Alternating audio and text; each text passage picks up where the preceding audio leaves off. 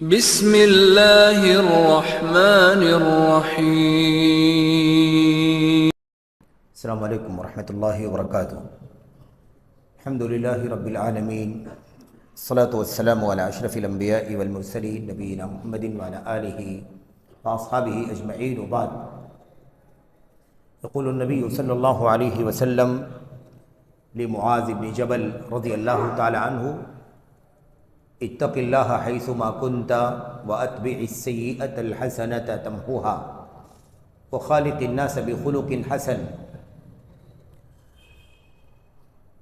برادران اسلام، دینی اور ملی بھائیوں، نوجوان دوستوں، احباب اور بزرگوں، قابل احترام ماں اور بہنوں، عزیز بچوں، اللہ تبارک و تعالیٰ کے فضل و کرم سے، اس کی توفیق سے آج کا یہ درس، اور ممکن ہے اس کے بعد اگلے ہفتے میں بھی جو درس آپ کے سامنے انشاءاللہ تبارک و تعالیٰ پیش کیا جانے والا ہے، وہ اللہ کے نبی صلی اللہ علیہ وسلم کی ایک بہت ہی زیادہ عظیم الشان حدیث کی شرح ہے۔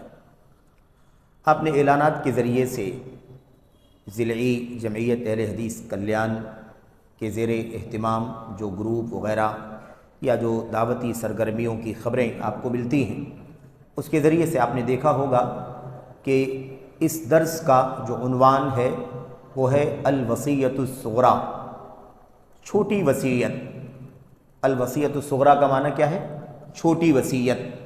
چھوٹی وصیت نامی ایک چھوٹا سا رسالہ ہے، 15-17 صفحات پر مشتمل، شیخ الاسلام امام ابن تیمیہ رحمۃ اللہ علیہ کا لکھا ہوا۔ اور یہ رسالہ کیا ہے؟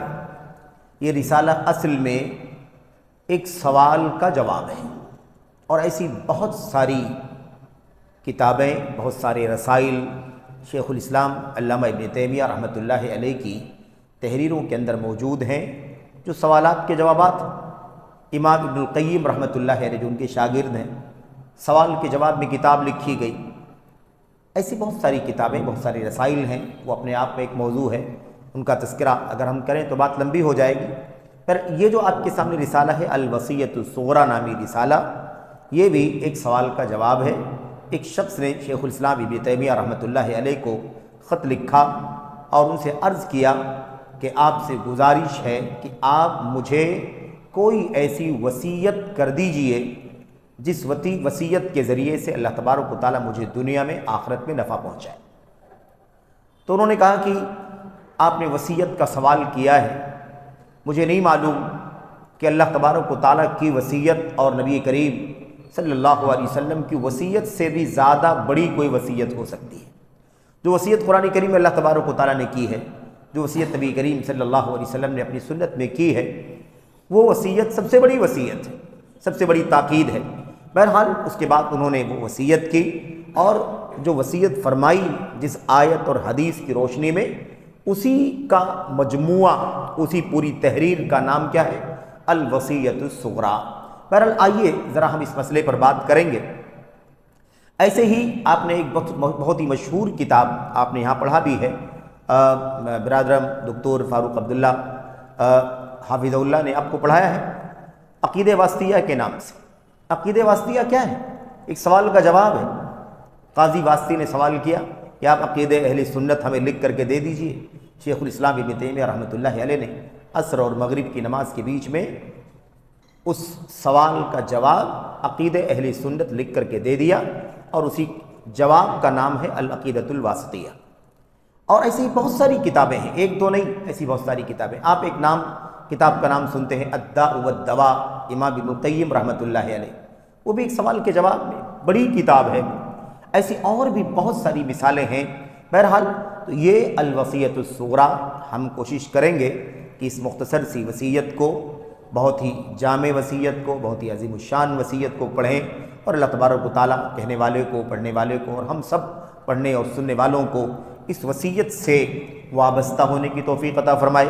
اس وصیت کو ہمیں اپنی زندگی میں وصیت کے طور پر اپنانے، اختیار کرنے اور اس کے مطابق زندگی گزارنے کی توفیق عطا فرمائے، آمین یا رب العالمین۔ وصیت چھوٹی ہے، چھوٹے رسالے میں ہے، اس کی شرح بہت سارے علماء نے کی ہے، بہت سارے علماء نے اس کی شرح کی ہے، میں سمجھتا ہوں 4 5 6 علماء مشہور ہیں جنہوں نے اس رسالے کی شرح کی ہے، کسی نے اس کی تخریج کی ہے، کسی نے اس کے فوائد بیان فرمائے ہیں، کسی نے شیخ الاسلام ابن تیمیہ رحمۃ اللہ علیہ کی اس وصیت کے اندر جو آیتیں، حدیثیں، سلف کے اقوال، آثار وغیرہ آئے ہیں اس کی تخریج کیا ہے، اس کی تحقیق کیا ہے، اس پر صحیح ضعیف وغیرہ کا حکم لگایا ہے۔ الغرض اس چھوٹی سی وصیت پر بڑا عظیم الشان کام ہوا ہے۔ اب آپ سوچیں کہ 15 صفحات پر 20 صفحات پر مشتمل یہ وصیت جب علماء اس کی شرح کرنے کے لیے بیٹھتے ہیں تو 400 صفحات، 450 صفحات، 500 صفحات میں شرح ہوتی۔ ہم اور آپ اس کتاب کو یا اس رسالے کو پڑھیں گے، ممکن ہے 1 سے 2 مجلس میں، بمشکل 2 گھنٹے میں ایک دم صرف اور صرف اس کا خلاصہ، اس کا نچوڑ کیا ہو سکتا ہے وہ آپ کے سامنے انشاءاللہ تبارک و تعالیٰ پیش کیا جائے گا۔ اگر کتاب کا نام، رسالے کا نام اگر اعلان میں نہ لیا گیا ہوتا کہ الوصیۃ الصغریٰ نامی کتاب ہمیں پڑھنا ہے، تو اس حدیث کی شرح اتق اللہ حیثما کنت واتبع السیئۃ الحسنۃ تمحوها وخالق الناس بخلق حسن، اس حدیث پر خطاب ہو سکتا تھا 2 مجلسوں میں 1 گھنٹے یا اس سے بھی زیادہ، تو بھی یہ بات ہو جاتی، لیکن چونکہ ذمہ داروں نے، احباب نے، عزیزوں نے اس آپ کے 2 مجلس کے درس کا نام جو رکھا وہ اسی رسالے کے اعتبار سے رکھا، الوصیۃ الصغریٰ۔ اس کا بڑا فائدہ ہے، ایسا نہیں ہے میرے بھائیوں کہ اس کا فائدہ نہیں، اس کا بہت بڑا فائدہ ہے۔ ایک حدیث کا ترجمہ کر دینا، اس کی تشریح کر دینا، اس پر خطاب کر دینا، اس پر درس دے دینا، یقیناً وہ بہت مفید ہے، لیکن اس سے کہیں زیادہ فائدہ مند یہ درس ہے۔ کیوں؟ اس لیے کہ ہم اپنے اسلاف کی کتابیں پڑھ رہے ہیں، اپنے اسلاف، اپنے علماء، اپنے ائمہ کی تحریروں کو، ان کے دروس کو، ان کے سوالات اور جوابات کو، اور انہوں نے جو وصیت کی ہے ہم اسے وصیت کے طور پر پڑھیں گے تو ہم کتاب کا نام بھی جانیں گے، شارحین کا نام بھی جانیں گے، اور اس کی تخریج کرنے والے کون ہیں اس کا بھی نام جانیں گے۔ اس کتاب کو، اس رسالے کو کس شخص نے سوال کیا تھا جس کے جواب میں شیخ الاسلام رحمۃ اللہ علیہ نے یہ رسالہ لکھا، اس ساری معلومات ہمیں کہاں سے ہوتی اگر ہم صرف حدیث کا ترجمہ یا حدیث کی تشریح پڑھ لیتے، اس کا خطاب پڑھ لیتے، خطاب سن لیتے۔ تو یہ بہت ہی عظیم الشان فائدہ ہے، سلف کی کتابوں سے جڑنا، ان کے دروس سے جڑنا اور ان کے رسالوں کو پڑھنا، اس کی شرح کرنا علم کی بنیاد ہے، علم کی اساس ہے، علم کی جڑ ہے۔ اس لیے ہمیں سلف امت کے رسائل، ان کے کتب اور ایسے ہی ان کی جتنی بھی خدمات ہیں اس سے جڑنے کی ضرورت ہے۔ آئیے ذرا اسے پڑھتے ہیں۔ یہ جو رسالہ آپ کے سامنے ہے، جس پر ہم آپ کے سامنے گفتگو کرنے جا رہے ہیں، سب سے پہلی بات جو آپ کے سامنے اس حدیث پر کرنی ہے وہ یہ کرنی ہے، جیسا کہ ہم نے عرض کیا کہ یہ امام ابن تیمیہ رحمۃ اللہ علیہ کی کتاب ہے۔ چونکہ آپ نے ان کی زندگی پڑھی ہوگی، سیرت آپ نے پڑھی ہوگی، اس لیے ہمیں ان کی زندگی پر لمبی بات نہیں کرنی ہے۔ ابن تیمیہ رحمۃ اللہ علیہ کی پیدائش 661 ہجری میں اور وفات 728 میں ہوئی ہے۔ 661 میں پیدائش اور 728 میں وفات، تو یہ آپ سوچیں کہ 7ویں 8ویں صدی ہجری کے امام اور عالم ہیں۔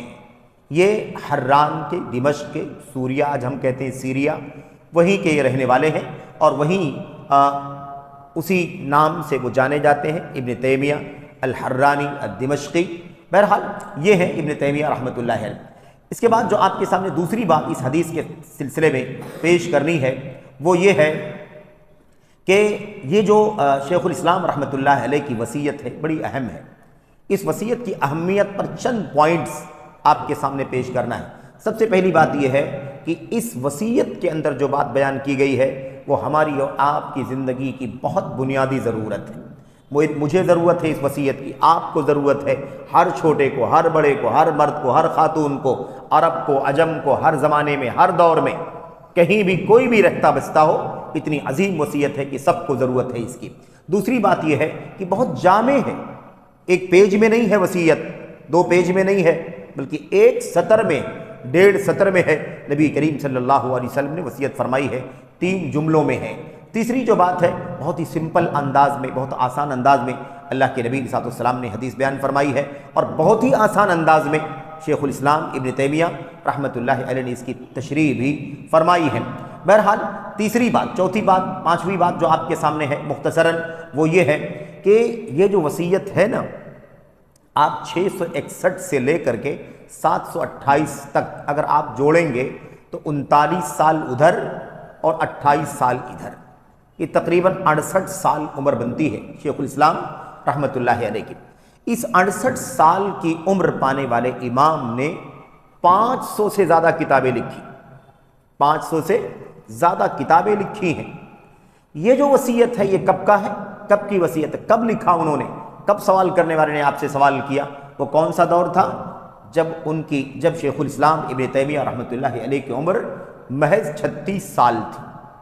36 سال کی عمر میں اس امام نے، شیخ الاسلام ابن تیمیہ رحمۃ اللہ علیہ نے، آپ سوچئے یہ اتنی عظیم الشان وصیت کی شرح فرمائی۔ 36 سال کی عمر کے تھے تو سوال آیا، اور سوال کرنے والا کون تھا اس کا بھی نام آپ کو معلوم ہونا چاہیے، یہ ہے ابو القاسم مغربی۔ ابو القاسم مغربی، آج مغرب کہا جاتا ہے تو یورپ کی طرف ہمارا ذہن جاتا ہے۔ مغرب سے مراد وہ یورپ نہیں ہے، بلکہ مغرب سے مراد وہ ملک ہے۔ آج ملک مغرب کے نام سے ایک ملک ہے، اور اسی کو انگریزی والے موروکو کہتے ہیں۔ اسی علاقے کے رہنے والے ابو القاسم المغربی، انہوں نے سوال کیا تھا، اور اس سوال کا بھی جملہ آپ کے سامنے آئے گا کہ سوال کیا تھا۔ اور سوال کرنے والے نے اس وقت جب امام ابن تیمیہ رحمۃ اللہ علیہ کو مخاطب کیا، ایک مفتی کی حیثیت سے، ایک عالم کی حیثیت سے، امام کی حیثیت سے، تو آپ اندازہ لگائیے کہ 36 سال کی عمر تھی ان کی، اس وقت ہی ان کی امامت، ان کی جلالت، ان کا علم، ان کا تقوی اور ان کی وسعت اور گہرائی کتنی زیادہ تھی، اس کا اندازہ آپ سوال کو پڑھ کر کے لگائیں گے، انشاءاللہ اس کا تذکرہ آپ کے سامنے آئے گا۔ تو سوال کرنے والا کون ہے؟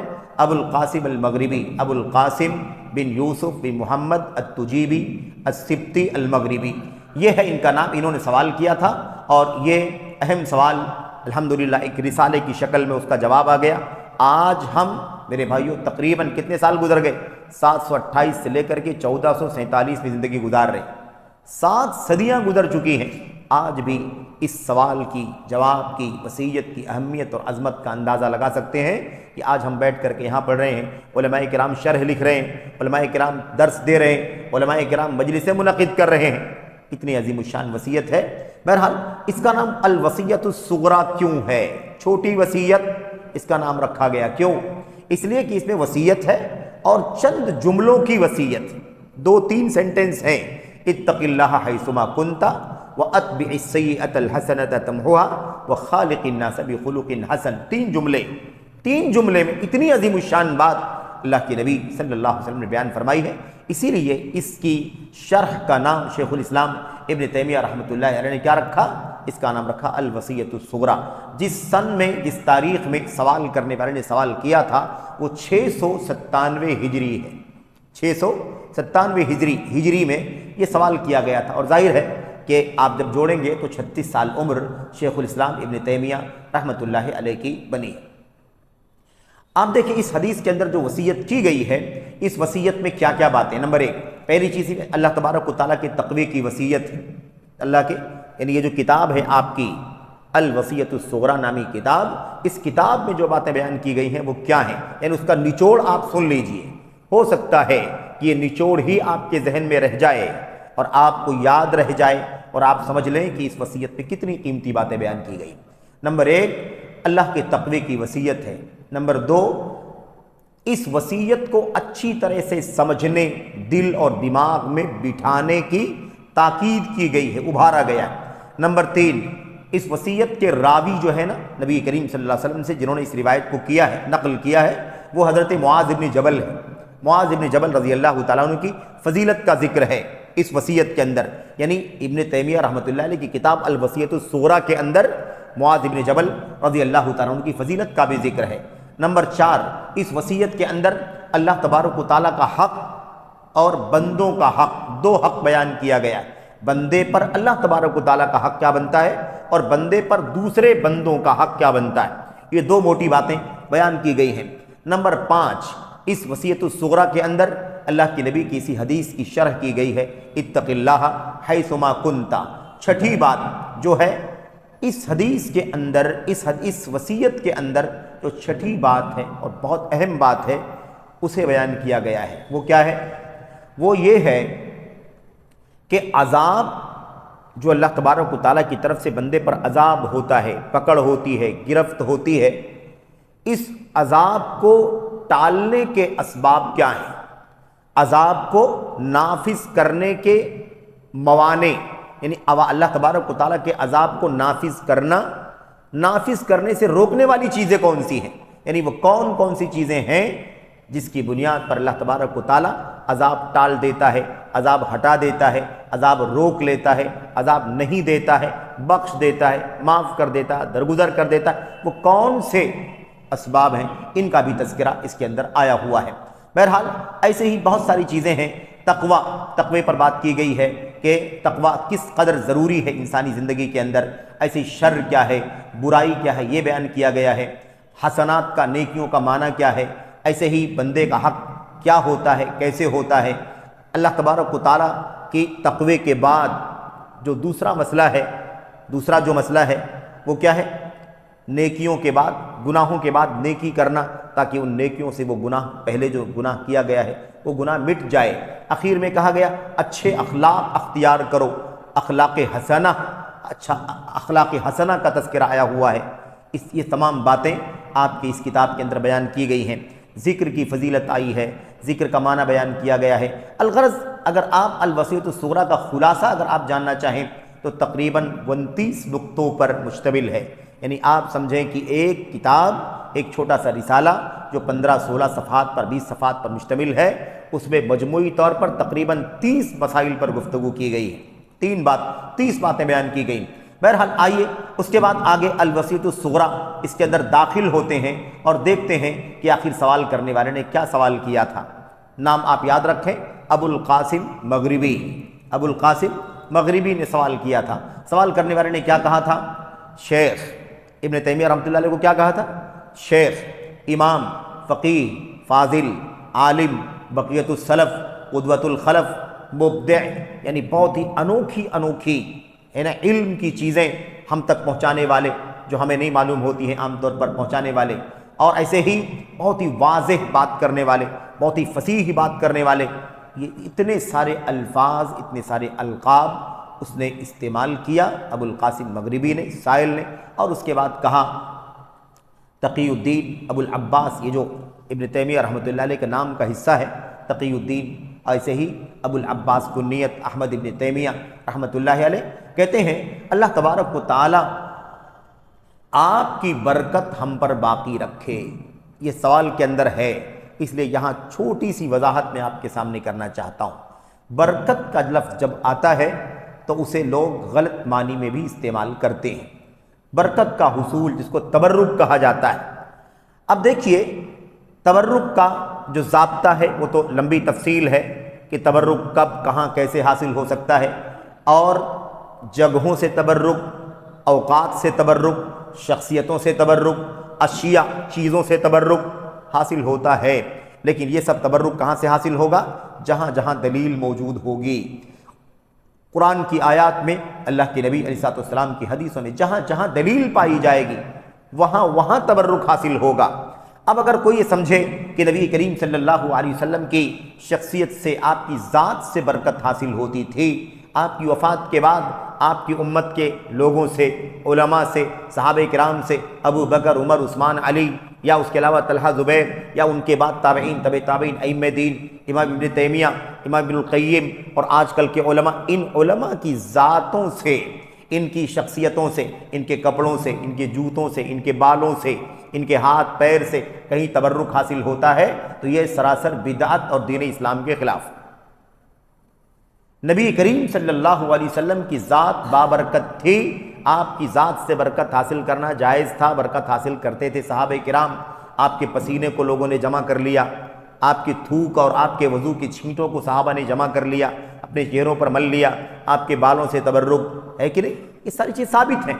لیکن اللہ کے نبی علیہ السلام کے بعد امت میں کسی نے کبھی ابو بکر صدیق رضی اللہ تعالیٰ عنہ سے برکت حاصل نہیں کی۔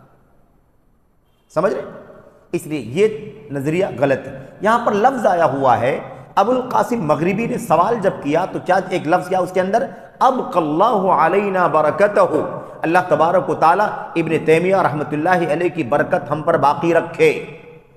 کون سی برکت؟ غلط فہمی نہیں ہونی چاہیے۔ یہ اہل حدیث کہاں سے بیٹھے، یہ دیکھو آج تک تو تبرک کا انکار کرتے رہے اور آج اپنے عالم کی بات آئی تو برکت حاصل کرنے لگے۔ کہتے ہیں کہ نہیں کہتے لوگ؟ کہتے ہیں یہ دیکھو یہ لوگ برکت نہیں مانتے ہیں لیکن اپنی بات آتی تو برکت ثابت کرتے ہیں۔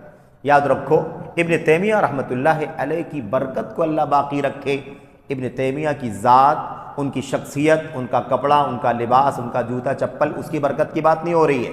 یہ کون سی برکت ہے؟ ان سے ملنے والے علم کی برکت۔ علماء سے جو برکت ملتی ہے وہ برکت کون سی ہے؟ علم کی برکت ہے، اور وہ بھی وہ علم جو سچ مچ کتاب و سنت کا علم ہو، قرآن کا علم، سنت کا علم، اللہ کے نبی صلی اللہ علیہ وسلم کے اصحاب کی زندگی۔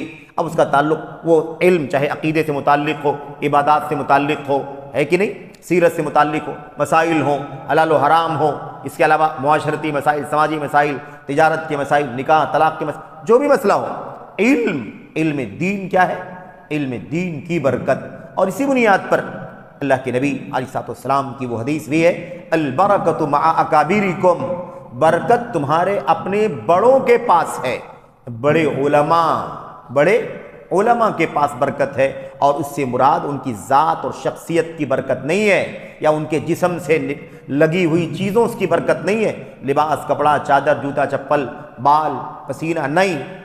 آپ نے دیکھا ہوگا بہت سارے لوگ کیا کرتے ہیں، برکت کے حصول کے چکر میں علماء، بزرگان، شخصیات کے جوتے اٹھاتے ہیں، ان کے جوتوں کے نیچے کی مٹی بھی اٹھا لاتے ہیں، حتیٰ کہ ان کی گاڑی کے ٹائر کے نیچے کی مٹی بھی اٹھا لیتے ہیں، اور سمجھتے ہیں کہ برکت حاصل ہوگی۔ یاد رکھیں اس طرح کی برکت کا حصول ثابت نہیں ہے، اور یہ بدعت ہے، اور اگر تجاوز کریں گے، شرک کے دائرے میں داخل ہو جائیں گے تو شرک ہو جائے گا، ورنہ بدعت تو ہے ہی ہر صورت میں۔ بہرحال تو اس لیے یہاں غلط فہمی نہیں ہونی چاہیے۔ انہوں نے کیا کہا؟ اتنی ساری دعاؤں کے بعد کہا آپ سے گزارش ہے کہ آپ مجھے ایسی چیز کی وصیت کر دیجئے جس میں میرے دین کی، میری دنیا کی، میرے دین کی اور میرے دنیا کی بھلائی ہو۔ ایسی وصیت آپ سے گزارش ہے کہ آپ مجھے ایسی بات کی وصیت کر دیجئے جس میں میرے دین کی بھلائی، دین کی سدھار اور میری دنیا کی سدھار ہو۔ تو دین اور دنیا کی صلاح اور بھلائی کی وصیت کر دیجئے، اور مجھے کوئی ایسی کتاب بتا دیجئے جس پر میں اعتماد کروں علم حدیث میں۔ علم حدیث کے لیے کوئی کتاب ریفر کر دیجئے جس کتاب پر میں اعتماد کر لوں۔ اس سے معلوم پڑا نا کہ آپ کو کتاب اپنی مرضی سے نہیں چن لینا ہے۔ آپ کی ذمہ داری کیا ہے؟ اپنی علماء سے آپ پوچھیں کہ آپ بتائیے کہ کون سی کتاب معتبر ہے، کون سی کتاب معتبر نہیں ہے، کون سی کتاب میں صحت کا اہتمام ہے، کون سی کتاب میں صحت کا اہتمام نہیں ہے، کون سی کتابیں ہیں جو قابل اعتماد ہیں اور کون سی کتابیں ہیں جو قابل اعتماد نہیں۔ ایسا نہیں ہونا چاہیے نا کہ بچے اتنی ساری کتابیں ہیں لائبریریوں میں، جاؤ جو سمجھ میں آئے پڑھو، انٹرنیٹ پہ تلاش کر لو، ہے کہ نہیں، اور جو آپ کے دل میں آئے۔ ایسا نہیں ہونا چاہیے۔ دیکھا آپ نے باقاعدہ سوال کر رہے ہیں کہ آپ مجھے بتا دیجئے کہ علم حدیث میں کون سی کتاب معتبر ہے جس پر مجھے اعتماد کرنا چاہیے۔ اسی طریقے سے دیگر علوم کے اندر، حدیث کے علاوہ تفسیر میں، فقہ میں، سیرت میں، مسائل میں، تمام چیزوں میں آپ مجھے بتا دیجئے کون سی کتابیں معتبر ہیں۔ اسی طریقے سے آپ مجھے یہ بھی بتا دیجئے کہ فرائض کی ادائیگی کے بعد، واجبات کی ادائیگی کے بعد سنتوں اور مستحبات اور فضائل کے لیے آپ مجھے بتا دیجئے کہ یہ فرائض ہیں، ان فرائض کے بعد یہ نفلی کام فضیلت کا ہے، یہ نفلی کام فضیلت کا ہے، یہ مطلب فرائض اور واجبات کے بعد آپ فضائل کی بھی رہنمائی کر دیجئے۔ تو پتہ چلا کہ فرائض پہلے ہیں، مسائل پہلے ہیں، اور اس کے بعد کیا ہے؟ اس کے بعد فضائل ہیں۔ فضائل پہلے نہیں ہیں، فضائل تو اصل کے بعد آتے ہیں۔ صلاۃ اس سے پہلے، پہلے توحید ثابت ہوگی، بعد میں توحید کی فضیلت ثابت ہوگی۔ نماز، صلاۃ ثابت کی جائے گی، اور اس کے بعد صلاۃ کے بعد صلاۃ کے فضائل بیان کیے جائیں گے۔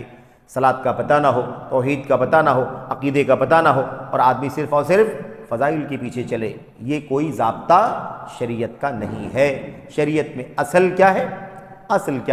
اصل فرائض اور واجبات، اور فرائض اور واجبات کے بعد پھر فضائل، مستحبات، ہے نا، اور طاعات اور نیکیوں کے کام، اولا کام، یہ ساری چیزیں ان کی باتیں ان کا درجہ بعد میں آتا ہے۔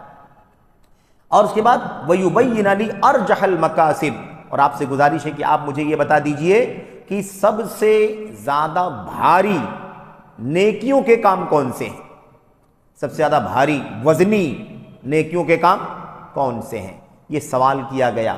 اب اس کے بعد آگے کہتے ہیں اور یہ سارے جو سوال میں آپ سے کر رہا ہوں اس کا جواب آپ مجھے اشارے میں دے دیجئے، اختصار کے ساتھ دے دیجئے۔ اللہ تبارک و تعالیٰ آپ کی حفاظت فرمائے۔ السلام علیکم ورحمۃ اللہ۔ یہ سوال تھا، یہ کیا تھا؟ سوال تھا۔ ہم نے عرض کیا آپ سے کہ اگر حدیث کی تشریح کرنی ہوتی تو ہمیں یہ سب نہیں پڑھنا ہوتا، لیکن الوصیۃ الصغریٰ نامی کتاب پڑھ رہے ہیں تو دیکھ رہے ہیں آپ کو یہ ساری معلومات ہو رہی ہے، اور پھر اس کے بعد اس کا جواب آ رہا ہے۔ اب اس کے بعد شیخ الاسلام ابن تیمیہ رحمۃ اللہ علیہ نے جواب دیا۔ اس جواب میں کیا کہا؟ الحمدللہ رب العالمین، اللہ کی حمد کی، اور اللہ کی حمد کرنے کے بعد اس کے بعد کیا کہا؟ کہتے ہیں رہی بات وصیت کی، آپ نے وصیت کرنے کے لیے کہا ہے نا، آپ نے وصیت کرنے کے لیے کہا ہے، ابو القاسم مغربی وصیت کرنے کے لیے آپ نے کہا، کہتے ہیں فما اعلم وصیۃ انفع من وصیۃ اللہ ورسولہ لمن عقلھا واتبعھا۔ رہی بات وصیت کی تو مجھے کوئی وصیت ایسی نہیں معلوم ہے جو وصیت اللہ کی وصیت سے اور اس کے رسول صلی اللہ علیہ وسلم کی وصیت سے زیادہ نفع بخش، سب سے زیادہ نفع بخش اگر کوئی وصیت ہے جو اللہ نے اپنی کتاب میں ہی فرمائی اور جو وصیت نبی کریم صلی اللہ علیہ وسلم نے اپنی سنت میں فرمائی ہے، لیکن ضروری ہے کہ وہ وصیت اس وقت نفع بخش ہوگی جب اس وصیت کو ہم اچھی طرح، دو باتیں کہیں، عقلھا واتبعھا، سب سے پہلی بات اس وصیت کو اچھی طرح سے سمجھ لیں، ذہن میں، دل میں، دماغ میں اچھی طرح سے کیا کریں؟ بٹھا لیں۔ ابھی میں کہیں عرض کر رہا تھا، اس کا ذکر کر رہا تھا کہ عقل کی جب بات آتی ہے نا تو عقل کا مقام، عقل کا محل، یعنی عقل ہے کہاں؟ تو ہم سب کا ہاتھ کہاں جاتا ہے؟ ہم سب کا ہاتھ کہاں جاتا ہے؟ یہاں آتا ہے نا، عقل نہیں ہے، لیکن عقل کہاں ہے؟ قرآن کی آیت کہتی ہے، اللہ کے نبی علیہ السلام کا فرمان کہتا ہے، اللہ کے نبی کی سنت، قرآن کریم کی آیات، کیا پتہ چلتا ہے؟ عقل کی جگہ دماغ نہیں ہے، عقل کی جگہ دل ہے۔ عقل کی جگہ کیا ہے؟ دل ہے۔ اللہ تبارک و تعالیٰ کے کلام کی کئی آیتوں سے اس کا پتہ چلتا ہے۔ انہا لا تعمل الابصار ولکن تعمل القلوب التی فی الصدور، آنکھیں اندھی نہیں ہوتی ہیں مگر وہ دل اندھے ہو جاتے ہیں جو سینوں میں ہیں۔ تو دل تو سینے میں ہے، اور عقل کہاں ہے؟ اللہ تبارک و تعالیٰ قرآن کریم میں فرماتا ہے لہم قلوب لا یفقہون بہا، ان کے پاس دل ہیں لیکن یہ اس سے سمجھتے نہیں ہیں۔ ان کے پاس کیا ہے؟ دل ہیں لیکن اس سے سمجھتے نہیں۔ تو دل کی جگہ کہاں ہے؟ سمجھنے کی جگہ کہاں ہے؟ دل۔ اللہ تعالیٰ فرماتا ہے ان کے پاس دل ہے لیکن سمجھتے نہیں ہیں۔ تو پتہ یہ چلا قرآن کریم کی آیت کریمہ سے اور بہت ساری دلیلوں سے کہ عقل کی جگہ دماغ نہیں ہے بلکہ عقل کی جگہ دل ہے، جیسا کہ اہل علم نے، امت کے ائمہ نے اس کی وضاحت کی ہے۔ بہرحال لمن عقلھا، جس نے اچھی طرح سمجھ لیا، واتبعھا، اور پھر اس کی پیروی کرنے لگا، اس وصیت پر چلنے لگا۔ تو سمجھنا ضروری ہے، سمجھیں پہلے اور پھر اس کے بعد اس کی اتباع کریں۔ جب تک ہم سمجھیں گے نہیں، جانیں گے نہیں، اس کا معنی نہیں سمجھیں گے، تب تک پیروی کیسے کریں گے؟ اتباع کیسے کریں گے؟ تو دو باتیں خاص طور پر کہا ہے کہ سب سے زیادہ نفع بخش وصیت اگر کچھ ہے تو وہ اللہ کی وصیت، اس کے رسول صلی اللہ علیہ وسلم کی وصیت ہے۔ اچھا، اب وہ بات آ رہی ہے اللہ کی وصیت اور اس کے رسول صلی اللہ علیہ وسلم کی وصیت۔ اللہ کی وصیت کیا ہے؟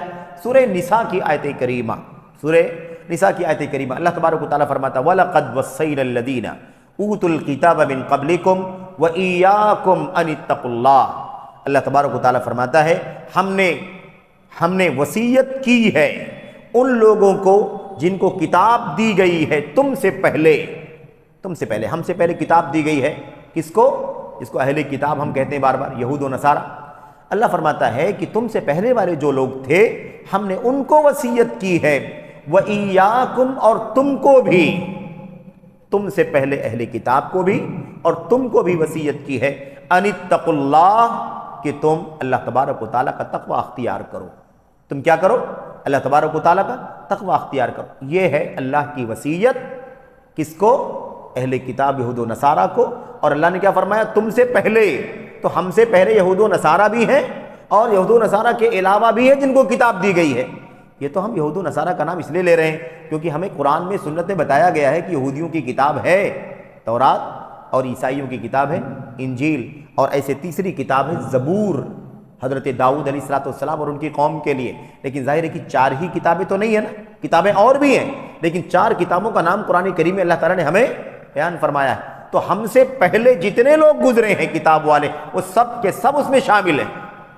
تو ہم نے تم سے پہلے والوں کو بھی وصیت کی ہے، اور تم کو بھی وصیت کیا ہے؟ اتقوا اللہ، اللہ تبارک و تعالیٰ کا تقوی اختیار کرو، اللہ کا تقوی اختیار کرو، اللہ کے عذاب سے بچاؤ کا انتظام کرو، اللہ کے عذاب سے بچاؤ کا، اللہ کے عذاب سے بچاؤ کا انتظام کرو، سامان کرو۔ یہ ہے تقوی کا معنی۔ بہرحال یہ ہو گئی وصیت اللہ تبارک و تعالیٰ کی۔ نبی کریم صلی اللہ علیہ وسلم کی وصیت کیا ہے؟ وہی آیت، وہی حدیث نبی کریم صلی اللہ علیہ وسلم کی جس کا تذکرہ آپ کے سامنے کرنا ہے۔ فرماتے ہیں وَوَصَّى النَّبِيُّ صلی اللہ علیہ وسلم، اور نبی کریم صلی اللہ علیہ وسلم نے وصیت فرمائی، اللہ نے وصیت فرمائی۔ اللہ کی وصیت وہی ہے جو نبی کی وصیت ہے، جو نبی کی وصیت ہے وہی اللہ تبارک و تعالیٰ کی وصیت ہے۔ اسی لیے کہا اللہ کی وصیت اور نبی کی وصیت سے زیادہ نفع بخش وصیت میں نہیں جانتا۔ اور اس کے بعد وہ آیت کریمہ ذکر فرمائی اور اللہ کے نبی علیہ السلام کی یہ حدیث۔ اس حدیث میں دیکھیے کیا کہا اللہ کے نبی علیہ السلام نے، جب معاذ ابن جبل رضی اللہ تعالیٰ عنہ کو یمن بھیجا، معاذ بن جبل کو یمن بھیجا۔ یمن کس لیے بھیجا تھا؟ یمن بھیجا تھا قاضی بنا کر کے، دائی بنا کر کے، ذمہ دار اور گورنر بنا کر کے، وہاں کا والی بنا کر کے، اور مفتی بنا کر کے، فقیہ بنا کر کے، اور مفقہ، علم پہنچانے والا، عالم، معلم بنا کر کے بھیجا۔ تو معلم، دائی، قاضی، مفتی، والی بنا کر کے بھیجا تھا نبی کریم صلی اللہ علیہ وسلم نے۔ آپ نے اس وقت معاذ بن جبل کو کیا وصیت فرمائی تھی؟ یا معاذ، یا معاذ، اے معاذ رضی اللہ تعالیٰ عنہ، اتق اللہ حیثما کنتا۔ اب آئیے یہاں ترجمہ ہم پڑھنے جا رہے ہیں۔ اب تک جو باتیں آئی ہیں، چونکہ کتاب پڑھ رہے ہیں ہم، اس لیے کتاب پر تو بات کرنی پڑے گی نا۔ تو کیا کہا؟ نمبر 1، ایک جملہ، جہاں کہیں رہو اللہ سے ڈرتے رہو۔ اتق اللہ، اللہ سے ڈرو، حیثما کنتا، تم جہاں کہیں رہو، جہاں کہیں رہو اللہ کا تقوی۔ نمبر 2، وَأَتْبِعِ السَّيِّئَةَ الْحَسَنَةَ تَمْحُوهَا، اور گناہ کے بعد، برائی کے بعد، معصیت کے پیچھے نیکی کو لگاؤ۔ گناہ کے پیچھے، معصیت کے پیچھے نیکی کو لگاؤ، تمحوها، وہ نیکی اس پہلے والے گناہ کو مٹا دے گی۔ کیا کرو؟ نیکی کو لگاؤ پیچھے کس کے؟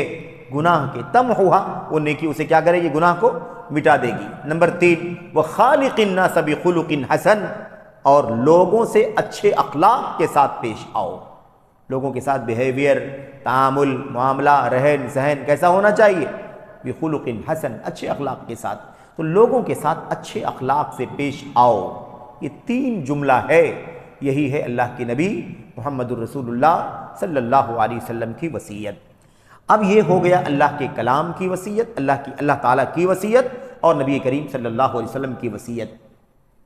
اچھا، میں چاہتا ہوں کہ اب زیادہ شرح کی تفصیل میں نہ جاؤں، امام ابن تیمیہ رحمۃ اللہ علیہ کی جو باتیں ہیں بس اسی پر اکتفا کروں، کیونکہ ظاہر ہے کہ ہم نے شروع میں عرض کر دیا ہے علماء نے شرح لکھی ہے تو 400، 450، 500 پیج میں شرح لکھی ہے۔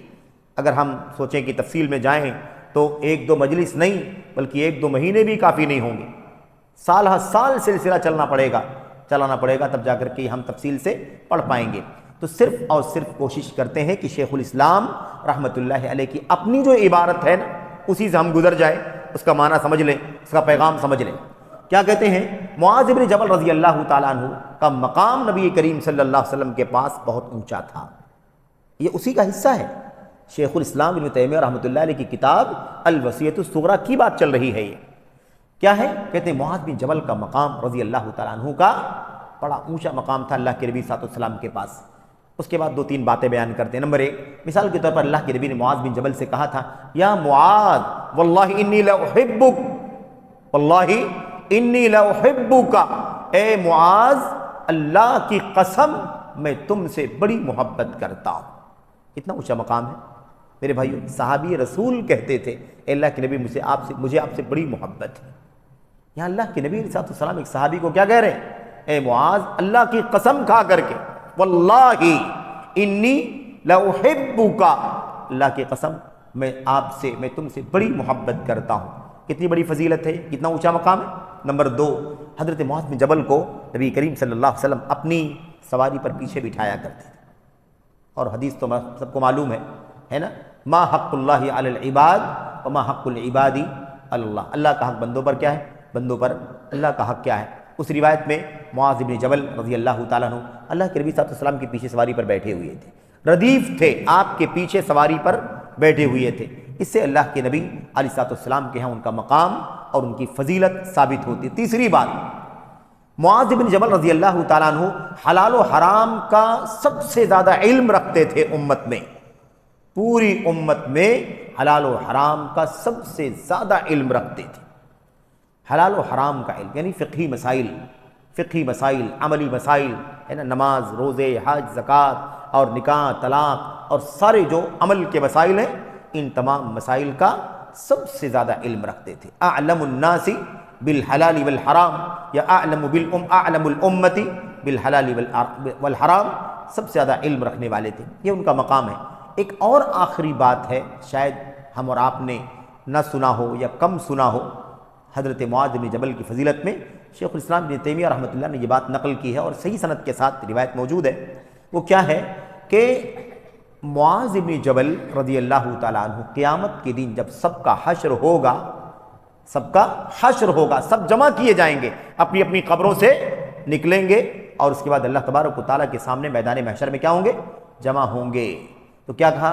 وَأَنَّهُ يُحْشَرُ أَمَامَ الْعُلَمَاءِ بِرَتْوَةٍ أَوْ بِخُطْوَةٍ، ای بخطوۃ، جب حشر ہوگا تو معاذ بن جبل رضی اللہ تعالیٰ عنہ علماء کے آگے ہوں گے ایک قدم، تمام علماء کے آگے ایک قدم آگے ہوں گے، پیش رفت ہوں گے۔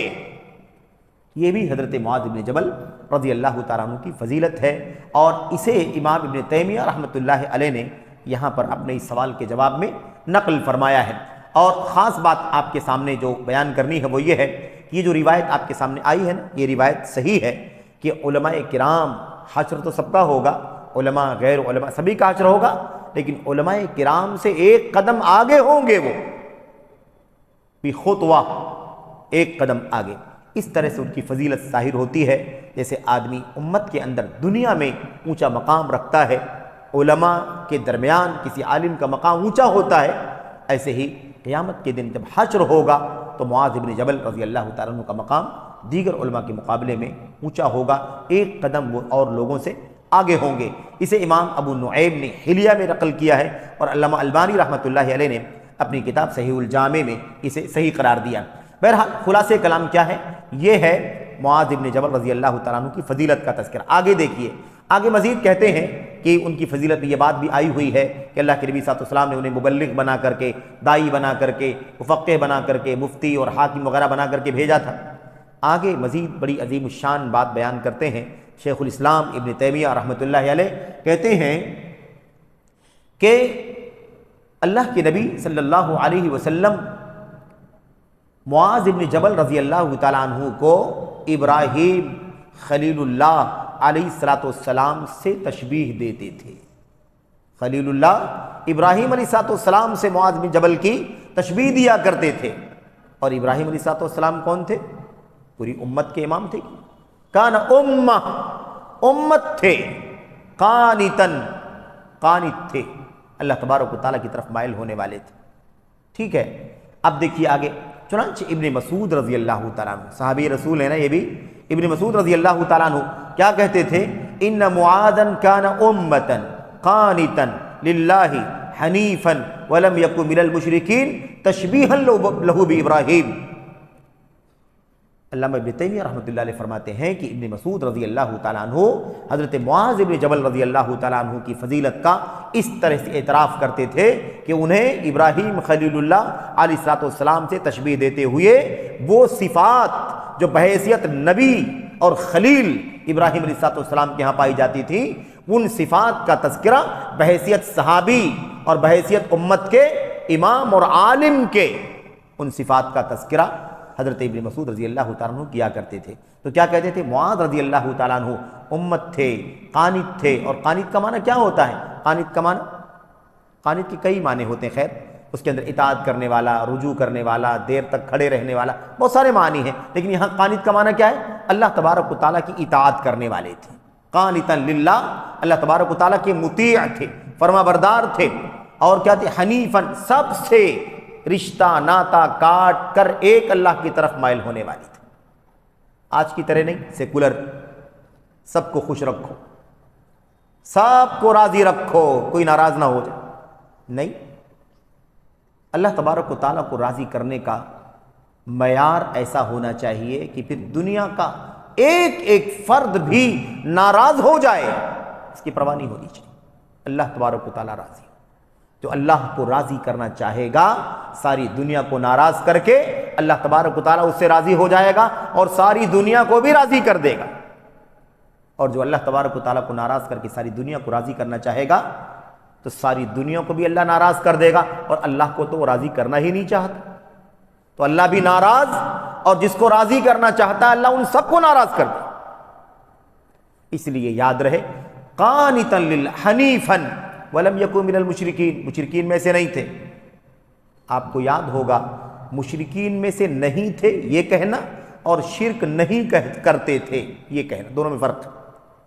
کوئی کہے کہ فلاں آدمی شرک نہیں کرتا، یا آپ کہیں، میں کہوں میں شرک نہیں کرتا ہوں، یہ الگ چیز ہے، اور یہ کہے کہ میرا مشرکوں سے کوئی لینا دینا بھی نہیں ہے، دونوں میں فرق ہے کہ نہیں فرق؟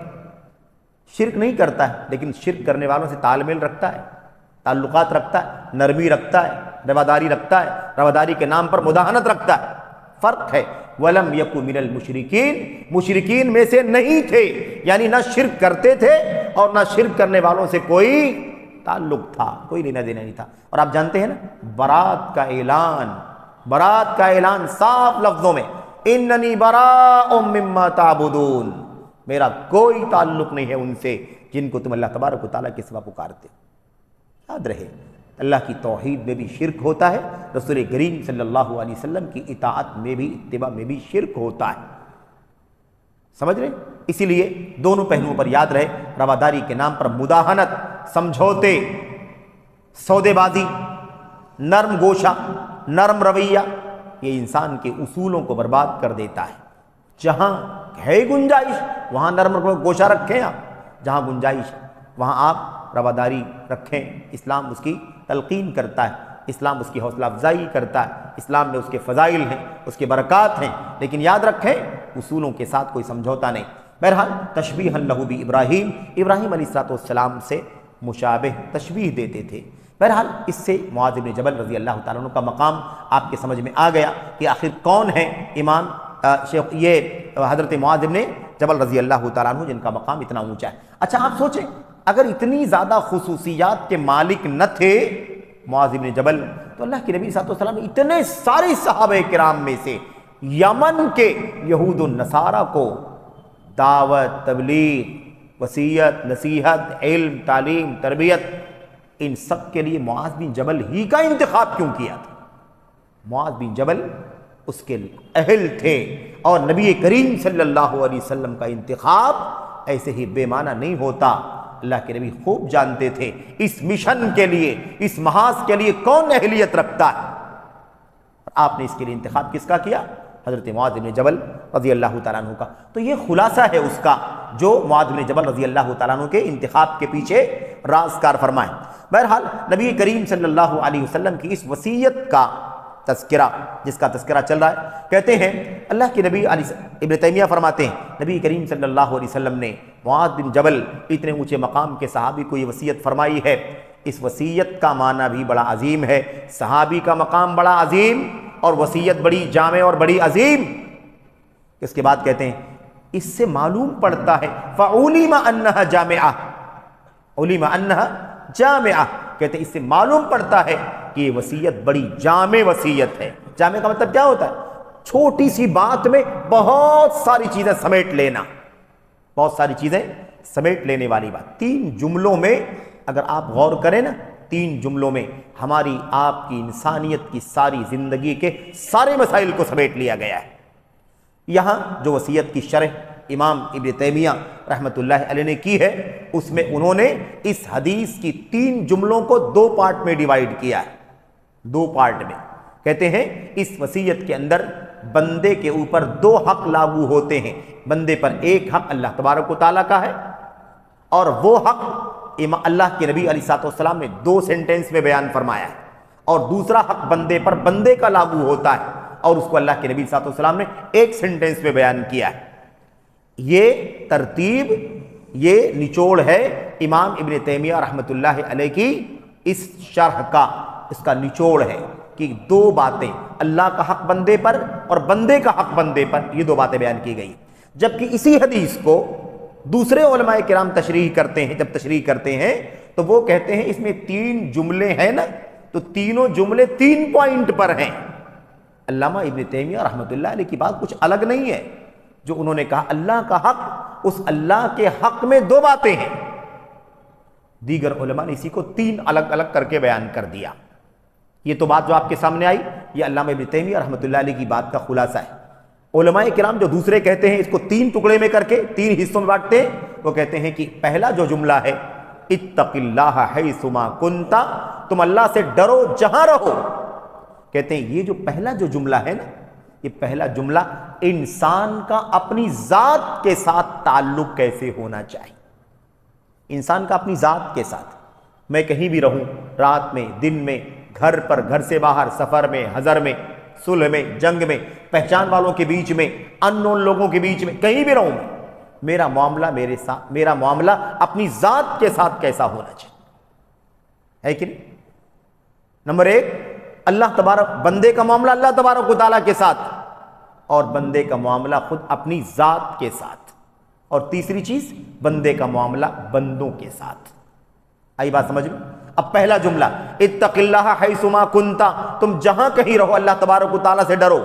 اس کا تعلق کس سے ہے؟ بندے کا تعلق اللہ تبارک و تعالیٰ سے. یعنی بندہ جہاں بھی رہے اللہ کا تقویٰ ہونا چاہیے، اللہ سے ڈرنا چاہیے. آج کل کیا ہوتا ہے میرے بھائیوں، آدمی جب اپنے محلے میں، اپنی گلی میں رہتا ہے نا، تو تھوڑا سا سنبھل کے رہتا ہے. فلاں صاحب دیکھ نہ لیں، ابا دیکھ نہ لیں، انکل دیکھ نہ لیں، امام صاحب دیکھ نہ لیں، یا اور کوئی ہے جان پہچان کا دیکھے گا تو کیا سوچے گا، برا لگے گا، اور میرا وقار گھٹ جائے گا، میری بے عزتی ہو جائے گی. آدمی سنبھال کے رہتا ہے. اور جب شہر سے باہر نکل جاتا ہے تو سوچتا ہے کہ یہاں مجھے کون پہچانتا ہے، کون پہچانتا ہے. یا آدمی دن میں ہوتا ہے، لوگ دیکھ رہے ہوتے ہیں تو بڑا پارسا بن کر کے رہتا ہے، اور جب تنہائی میں ہوتا ہے، رات کے اندھیرے میں ہوتا ہے، سوچتا ہے یہاں مجھے کون دیکھ رہا ہے. آدمی ممبر پر بات کرتا ہے، بڑی بڑی باتیں کرتا ہے، اور ممبر سے ہٹتا ہے، جب تنہائی میں جاتا ہے تو کچھ اور کرتا ہے، لوگوں کے بیچ میں جاتا ہے کچھ اور کرتا ہے. اتق اللہ حیث ما کنت، تم جہاں بھی رہو اللہ تبارک و تعالیٰ سے ڈرتے رہو، اللہ کا تقویٰ اختیار کرو. یہ بندے کا تعلق اللہ تبارک و تعالیٰ سے کیسا ہونا چاہیے، یہ جملہ اس پر مبنی ہے، موقوف ہے. دوسرا جملہ وَأَتْبِعِ السَّيِّئَةَ الْحَسَنَةَ تَمْحُوهَا، اور گناہ کے بعد سیئہ، برائی، گناہ، معصیت، اس کے بعد نیکی کو لگاؤ، حسنہ کو لگاؤ، نیکی کو لگاؤ. تمحوها، وہ نیکی اس برائی کو کیا کرے گی؟ مٹا دے گی. یہ کیا ہے؟ یہ ہے بندے کا اپنی ذات کے ساتھ تعلق. اپنی فکر کر رہا ہے کہ نہیں کرنا ہے؟ ایک گناہ ہو گیا ہے، اب جلدی سے اس کی معافی کی کوشش کرنی چاہیے کہ نہیں کرنی چاہیے؟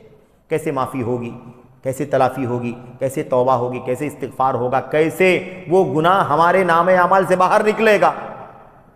تو یہ ہے بندے کا اپنی ذات کے ساتھ تعلق کیسا ہونا چاہیے. اب بندے کا اپنی ذات کے ساتھ، بندے کا اللہ تبارک و تعالیٰ کے ساتھ، ان دونوں چیزوں کو شیخ الاسلام ابن تیمیہ رحمۃ اللہ علیہ نے ایک پوائنٹ بنا کر کے بیان کر دیا ہے. بندے سے اللہ تبارک و تعالیٰ کا حق بندے پر کیا بنتا ہے. تیسری چیز کیا ہے؟ بندے کا تعلق بندوں کے ساتھ. ہمارا تعلق سماج کے ساتھ، پبلک کے ساتھ، لوگوں کے ساتھ، پڑوس کے ساتھ، کاروباریوں کے ساتھ، لوگوں کے ساتھ، بندے کے معاملات بندے کے ساتھ کیسے ہوں، اس کا ایک جامع لفظ استعمال کیا گیا. اچھے اخلاق سے پیش آؤ، اچھا معاملہ کرو، اچھا بیہیویئر رکھو.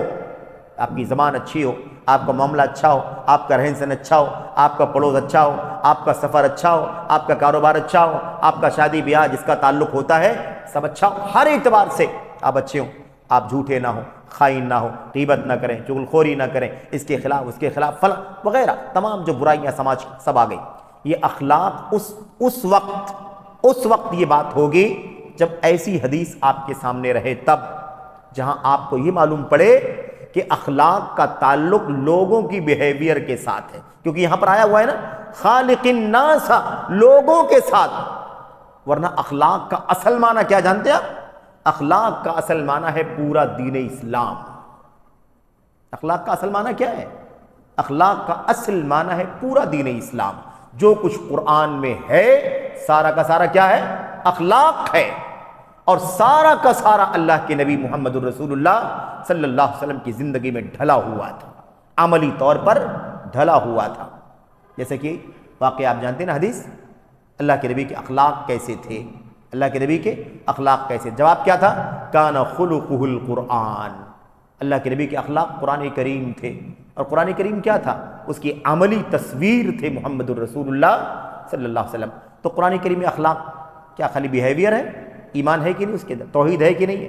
توحید کے خلاف شرک کفر نفاق ہے کہ نہیں اس کے اندر؟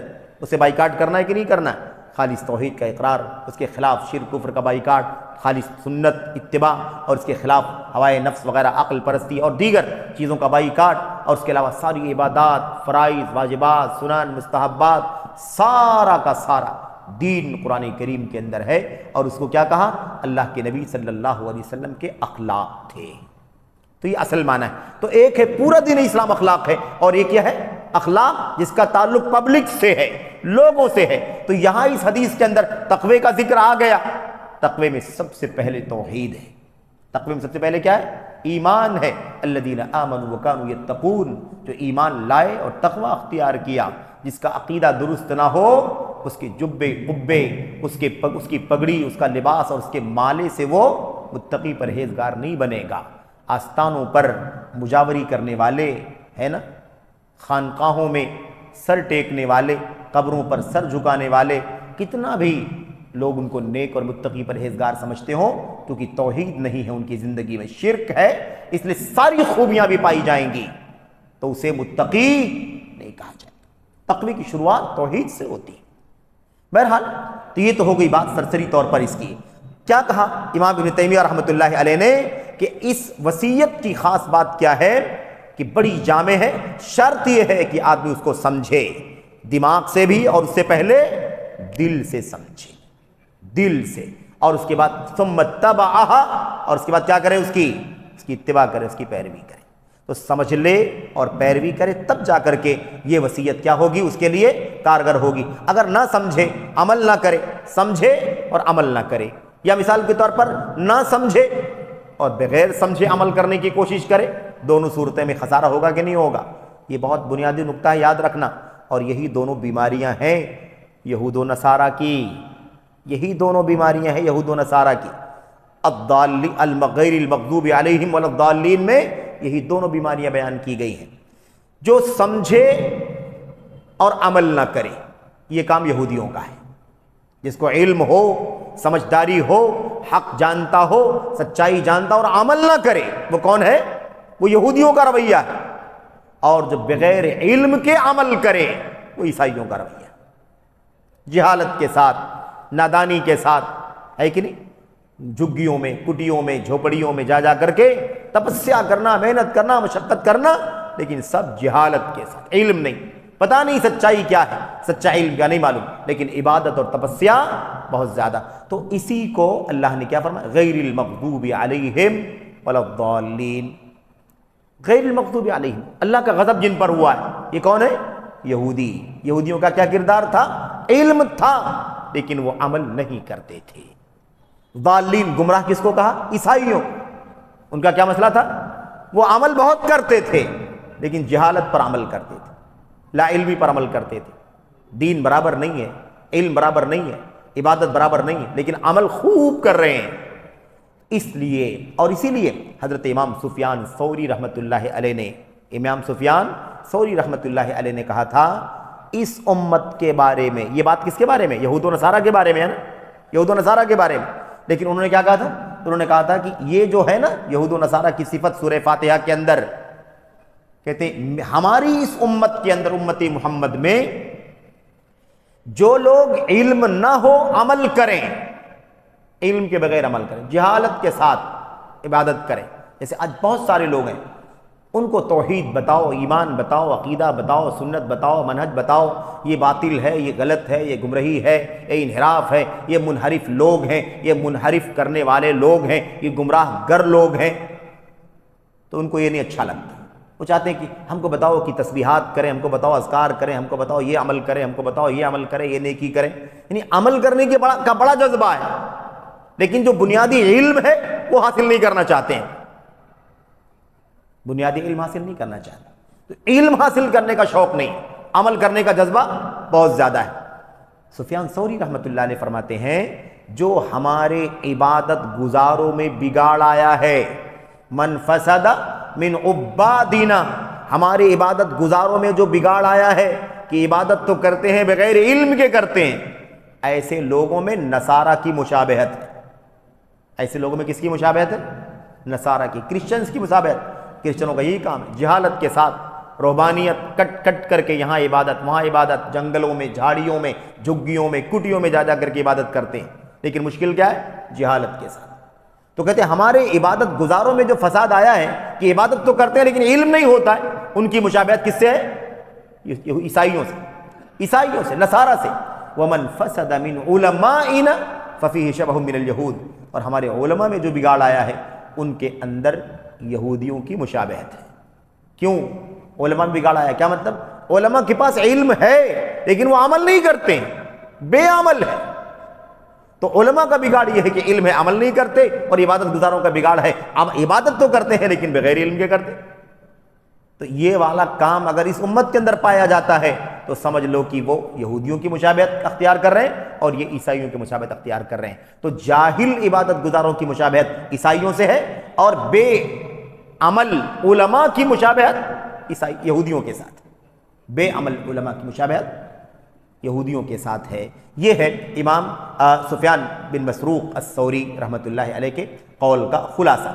بہرحال اس کے بعد دیکھیے شیخ الاسلام ابن تیمیہ رحمۃ اللہ علیہ فرماتے ہیں، کہتے ہیں کہ بہت جامع وصیت ہے. یہ جامع کا معنی سمجھا رہے ہیں کہ ہم نے کیوں کہا ہے کہ بہت جامع وصیت ہے. کہتے ہیں جامع کی وجہ یہ ہے کہ بندے کے اوپر دو حق لاگو ہوتے ہیں. ہم نے ذکر کیا بھی آپ کے سامنے، بندے کے اوپر دو حق لاگو ہوتے ہیں. ایک حق ہے حق اللہ عز و جل، اور دوسرا حق ہے وہ حق لعبادہ. ایک حق ہے بندے پر اللہ کے بندوں کا حق، اور دوسرا حق ہے اللہ کے بندوں پر، اللہ کے بندے پر. پہلا حق کیا ہے؟ بندے پر اللہ تبارک و تعالیٰ کا حق، اور دوسرا کیا ہے؟ بندے پر دوسرے اپنے علاوہ دوسرے بندوں کے حق. یہ دو حق ہیں مجموعی طور پر. کہتے ہیں اسی لیے میں نے کہا ہے کہ یہ حدیث، یہ وصیت بہت جامع ہے، اس لیے کہ اگر آپ مطلب عمومی طور پر دیکھیں گے تو ہماری اور آپ کی زندگی میں کیا ذمہ داری ہے؟ دو لفظوں میں آ جائے گا کہ نہیں آ جائے گا؟ کہ اللہ کا حق ادا کرو، اللہ کے بندوں کا حق ادا کرو. اللہ کا حق اور اللہ کے بندوں کا حق ادا کرو. سارے حق ادا ہو جائیں گے کہ نہیں ہو جائیں گے؟ کچھ باقی نہیں بچے گا. تو کہتے ہیں دو حق ہیں انسان کے اوپر، اور دونوں حق کا تذکرہ اللہ کے نبی علیہ الصلوۃ والسلام نے اس حدیث کے اندر فرما دیا ہے. بہرحال صاف صاف کہتے ہیں کہ آگے اس کی وضاحت کرتے ہوئے شیخ الاسلام ابن تیمیہ رحمۃ اللہ علیہ، اور میں سمجھتا ہوں کہ شاید آج کے لیے اس سے زیادہ لمبی گفتگو کرنا مناسب نہیں ہے، کیونکہ اگر میں داخل ہو جاؤں گا اگلے نقطے میں تو وقت لمبا ہو جائے گا. آج ہم نے صرف اور صرف اس حدیث کا ترجمہ اور سرسری طور پر اس کا معنی پڑھا ہے. انشاءاللہ تبارک و تعالیٰ بقیہ جو تفصیلات ہیں اس میں سے جو ایک دم ضروری ہیں ان ضروری تفصیلات کا تذکرہ کوشش کریں گے کہ اگلی مجلس میں آپ کے سامنے کر دیا جائے، اور تاکہ ہم اور آپ اس حدیث کا کم از کم خلاصہ، اللہ کے نبی علیہ الصلوۃ والسلام کی وصیت کا نچوڑ اور اس کا چربہ انشاءاللہ تبارک و تعالیٰ سمجھ لیں. اور اللہ سے ہم دعا کرتے ہیں کہ اللہ تبارک و تعالیٰ ہمیں ان تینوں الفاظ پر عمل کرنے کی توفیق عطا فرمائے. اور جیسا کہ بات آئی کہ پہلے علم حاصل کرنا ہے، سمجھنا ہے، پھر عمل کرنا ہے. اس کے بعد اس کا نتیجہ نکلے گا. اگر ہم سمجھیں گے نہیں، عمل کریں گے تو بھی غلط، اور اگر ہم عمل کرنا شروع کر دیں گے سمجھیں گے نہیں، یا سمجھ کر کے عمل بھی نہیں کریں گے، سمجھ لیں گے عمل نہیں کریں گے تو بھی کیا ہوگا؟ نتیجہ نہیں نکلے گا۔ اور قرآن کریم کی آیت میں تو یہودیوں کو غضب، اللہ کی غضب کی مار والا بتلایا گیا اور عیسائیوں کو گمراہ کہا گیا، لیکن امام ابن کثیر رحمۃ اللہ علیہ فرماتے ہیں یہ الگ الگ خصوصی طور پر اللہ نے دونوں کا نام لیا ہے، اس لیے کہ اس کے لیے زیادہ سوٹیبل یہ ہے کہ اللہ کی غضب ہے، اللہ کی غضب کی مار ہے یہودیوں کے لیے، اور عیسائیوں کے لیے زیادہ مناسب کیا ہے؟ گمراہی۔ لیکن اگر دیکھیں تو دونوں پر دونوں صفت فٹ آتی ہے، دونوں اللہ کی غضب کی مار کے حقدار ہیں اور دونوں گمراہ بھی ہیں، دونوں گمراہ بھی ہیں اور دونوں اللہ کی غضب کی مار کے مستحق بھی ہیں۔ لیکن یہ صفت زیادہ یہودیوں کے لیے مناسب ہے، اس لیے اللہ نے کہا غیر المغضوب علیہم، اور یہ صفت زیادہ عیسائیوں کے لیے مناسب ہے، اس لیے اللہ نے فرمایا الضالین۔ اور ہم تیسرے والے ہیں تو ہمارا کیا نام بنے گا بھائی؟ المنعم علیہم، ان کا المغضوب علیہم، ان کا الضالین، اور ہمارا کیا ہے؟ المنعم علیہم۔ ہمارا ذکر پہلے آ گیا، ہمارا ذکر پہلے آ گیا، انعمت علیہم صراط الذین انعمت علیہم، جن پر تو نے اپنا انعام کیا ہے۔ ایک طبقہ جن پر تیرا غضب ہوا ہے، دوسرا طبقہ جو گمراہ ہو گئے، ہدایت سے بھٹک گئے، وہ تیسرا طبقہ۔ تو یہ اللہ تبارک و تعالیٰ کے کلام کے اندر تینوں باتیں بیان کی گئی ہیں۔ ہم انعام یافتگان کی فہرست میں ہیں الحمدللہ، نہ یہودی ہیں نہ عیسائی ہیں، اور انہی کا تذکرہ دوسری آیت میں اللہ تبارک و تعالیٰ نے فرمایا من النبیین والصدیقین والشہداء والصالحین وحسن اولئک رفیقا۔ انعام اللہ تبارک و تعالیٰ جن پر فرماتا ہے وہ کون ہے؟ انبیاء، صدیقین، شہداء اور صالحین، یہ چار طبقے ہیں۔